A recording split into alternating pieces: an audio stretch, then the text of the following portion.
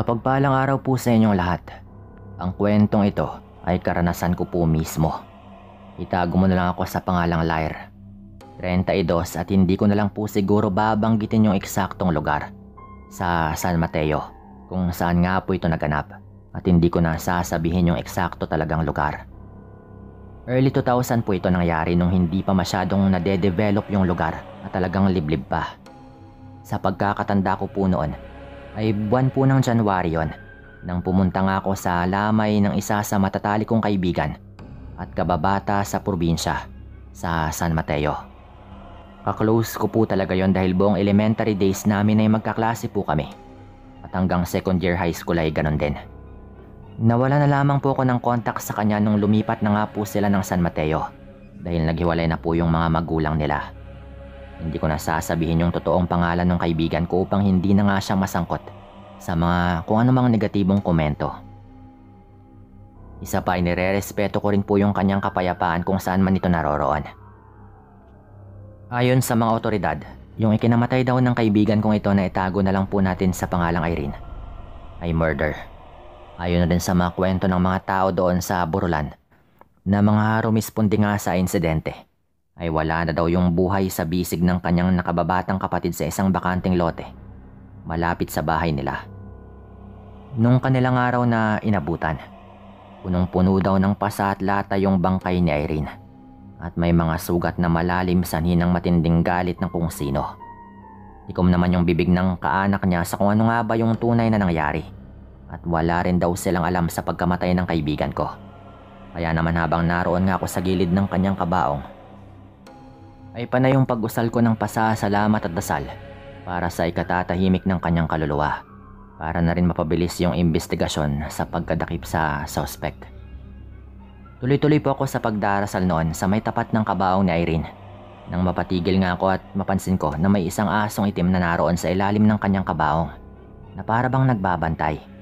Napangiti pa nga ako noon nung makita ko yun at nasabi sa aking sarili na maswerte siya dahil mahal na mahal siya ng kanyang alaga.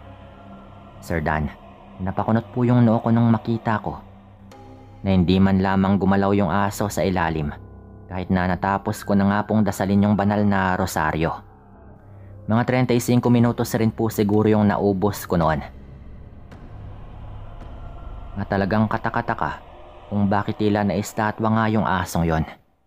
Pag-alis ko sa may tapat ng kabaong ni Irene habang naglalakad na pabalik sa upuan, kasama yung ibang kakilala at kaibigan ko, ay kapansin-pansin yung matalim na tingin ng asong yon sa akin. Hindi ko noon sigurado kung talagang napapraning lang ako o kung ano, pero dahil sa pagtitig niyang yon sa akin ay nagdulot yun ng negatibong pakiramdam na hindi ko rin maintindihan. Kaya naman sinusubukan ko pa ring magpasulyap-sulyap sa hayop kung nasaan na nga ba ito. Pero talagang may kawirduhan po ito dahil tila ba may kung ano sa akin noon kaya nga ito nakatitig. Nagstay pa ako doon ng medyo late dahil huling 2 araw na lang din po ng lamay ni Irene at hindi ko sure kung makakapunta pa nga ako sa huling lamay niya dahil may importante rin akong inaasikaso nung mga panahong yon. Bandang alas 11 na nga po ng gabi at papalis na rin sana ako sa lamay nang biglang dumating yung isang kaibigan namin na taga-ibang bansa. Natawagin na lang po nating Feli. Kaya naman hinatakpo niya ako pabalik noon upang makipagkwentuhan na muna dahil sa tagal rin ng panahon na hindi nga kami nagkasama-sama. Habang nagkukwentuhan nga yung grupo namin ay dumating yung isang kapitbahay nila na kakilala nung kaibigan naming si Feli. Dahil sa wala nga kaming ideya sa tunay na dahilan ng pagkamatay ni Irene, sinubukan po naming magtanong sa kanya kung ano nga ba yung tunay na mga nangyari. Sa totoo lang po, sana pala hindi na nga kami nagtanong dahil hindi namin nagustuhan yung mga sinabi ng kapitbahay nilang yon. Ayon sa babaeng kapitbahay nila, kaya daw pinatay itong si Irene ay dahil daw isa raw itong aswang. Aswang yang kaibigan ninyo at marami na yang nabiktima na taga dito. Ilang ulit na nga pinagbigyan pero hindi man lang nadala. Bulong pa nga ng babae sa amin ni Feli noon. Aswang? Paano niyo po nasabi? Hindi ba't kwentong bata lamang yung mga ganyan? Tanong pa nga ni Feli sa kakilala niyang ito. Nakakatawa mang sabihin at isipin.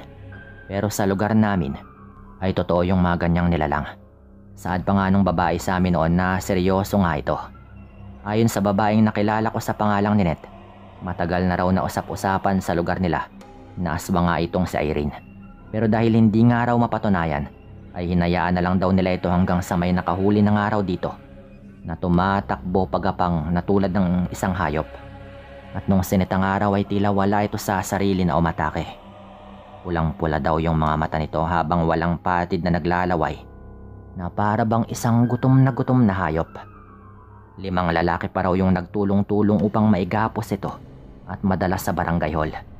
Pagdating daw ng mga tanod ay umarte daw ito na siya yung biktima at pinagtangka ang gawa ng masama ng mga lalaking gumapos sa kanya. Dahil sa ganong sitwasyon, pinanigan pa raw ito ng mga tanod kaya pinakawalan rin kinalaunan. May pagkakataon rin daw na mismo yung asawa ni Ninette ay nakaengkwentro si Irene at nagpatunay na ito nga ay isang aswang. 2:00 daw ng madaling araw noon nung magpunta sa bundok yung asawa niya upang manguha ng labong para gulayin nang makasalubong yung isang maitim at ubod na laking baboy. Dahil daw sa kakilala ng mister niya, yung halos lahat ng mga baboyan sa lugar nila ay wala talagang ganong native na baboy, kaya't alam niyang may mali doon sa hayop. Lalampasan ng araw sana ng asawa niya yung baboy nang bigla daw siyang daluhungin ito. Pero mabuti na lamang at nakailag nga ito at nakatalon sa kabilang gilid ng daan. Dali-dali raw nitong binunot yung kanyang itak na nakalagay nga sa tagiliran niya at walang pagdadalawang isip na hinataw ng hinataw yung nilalang na yon. Pero dahil medyo mapurol pa raw yung itak nito ay hindi daw ganon kalalim yung mga sugat na kanyang naibigay doon. Pero kahit na ganon daw, ayon sa asawa ni Ninette, sinigurado niyang talagang mapuruhan pa rin yung baboy upang malaman kung sino nga yung tampalasang aswang. Dahil nga daw sa mga hinala ng mga taga sa kanila at mga kwento rin na si Irene yung aswang, ay nagpanggap daw silang mag-asawa na magdala ng ulam sa bahay nila Irene upang makumpirma yung kanilang haka-haka tungkol doon sa aswang na nakaengkwentro ng kanyang asawa na nagawa nga namang tumakas. Pagbukas raw ng pinto ng bahay, ay yung kapatid daw ni Irene na nakababata yung humarap sa kanila. At sinabi raw nito na hindi daw maganda yung lagay ng pakiramdam ng kanyang ate dahil nahulog daw ito sa burol matapos madulas at magpagulong-gulong kagabi. Dahil sa kakilala daw ni Ninette si Irene, pinilit daw nila itong makita. At ganoon na lang daw yung gulat ng mukha ni Irene nang makita niya yung asawa ni Ninette. Grabe daw yung takot nito na hindi maintindihan kaya't nagtatatakbo na nga pabalik ng kwarto na animoy nakakita ng multo. Takang-taka daw yung mga kaanak ni Irene sa kung bakit ganoon nga yung inasal nito. Sa harap ng mag-asawang noon ay nagdududa na nga dahil sa pagkabisto nila sa tunay na pagkatao ni Irene. Kung ganoon rin lang pala, paano namatay itong si Irene? Kilala niyo ba yung pumatay sa kanya? Tanong ko noon. Oo naman, kilala ng lahat ng taga dito kung sino yung pumatay sa kaibigan ninyo. Paano ba namang hindi siya papatayin? Biniktima niya yung anak na panganay ng taong yon. Bulong pa nga ni Ninette sa amin noon. Ayon nga sa kwento nito, nasa kalagitnaan ng araw ng mga 2:00 at 1:00 ng madaling araw noon nang magkagulo matapos mahuli ng madla si Irene na pumasok sa isang iskinita sa isang compound sa lugar na yon. Tinangka daw nitong siluin yung anak na buntis nung taga roon. Natangay ng araw nito yung buntis pero dahil sa pagtutulungan ng magkakamag-anak ay naigupo daw nila yung kasuklam-suklam na itsura ng aswang. Maitim daw yon na nilalang na talagang kakaiba. Pero payat daw yung pangangatawan nito at manipis ngunit mahaba daw yung mga braso at pati yung mga kuko. Ininda daw nito yung hataw ng buntot ng pagi na literal nga na panlaban sa aswang. Halimaw daw yung wangis nito noong una. Pero nung malapit ng araw na sumikat yung araw, ay napatotohanan nga nila na si Irene nga yung aswang sa kanilang lugar. Sa galit daw ng ilan sa mga kaanak ng kanyang naging biktima, binugbog daw siya habang nakatali. Kahit nagulpi sarado na raw ito sa mga tao, pinilit pa rin daw nitong makatakas noon. Pinigilan pa raw ito ng ilan pero pinahayaan na lang daw nung nakatatanda dahil hindi na rin naman daw magtatagal yung buhay nito dahil sa tindi ng mga pinsalang kanyang mga natamo.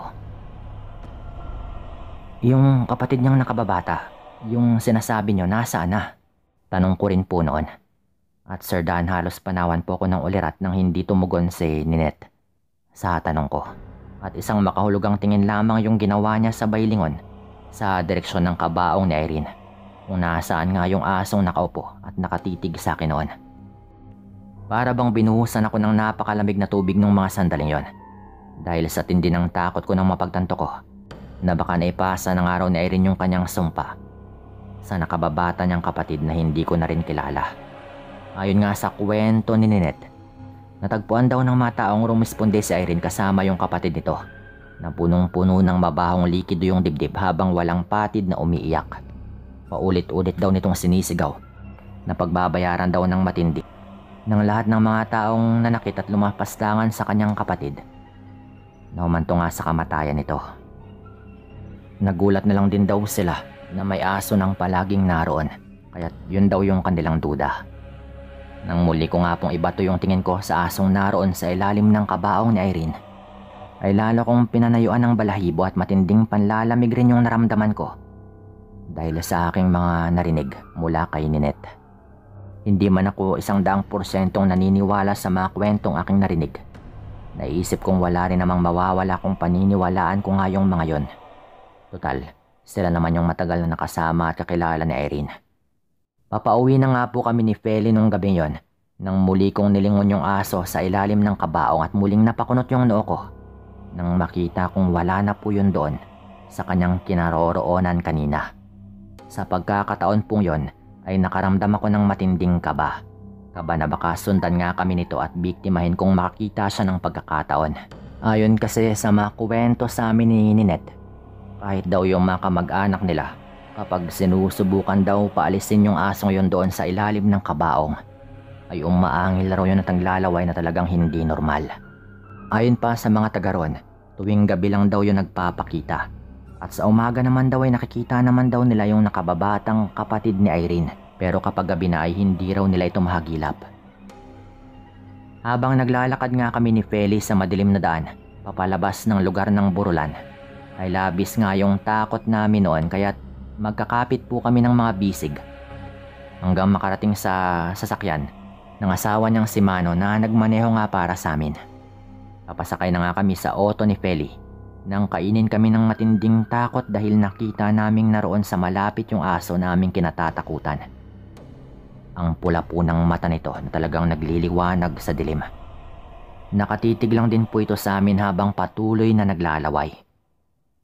Kahit hindi po ito sobrang lapit sa amin noon, rinig na rinig po namin yung pag-angil nito.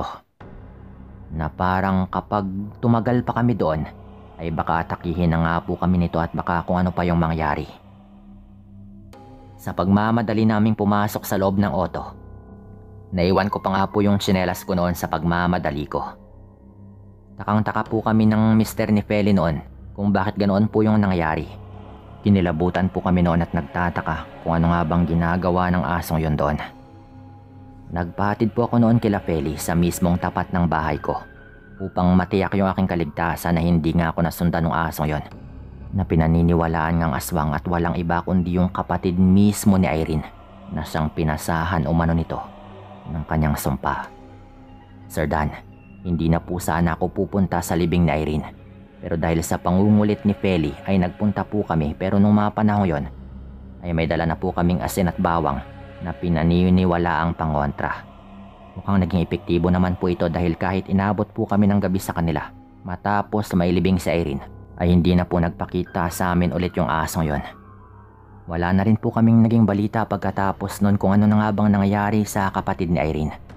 At sa totoo lang ayaw na rin po naming malaman. Hanggang dito na lang din po itong kwento kong ito.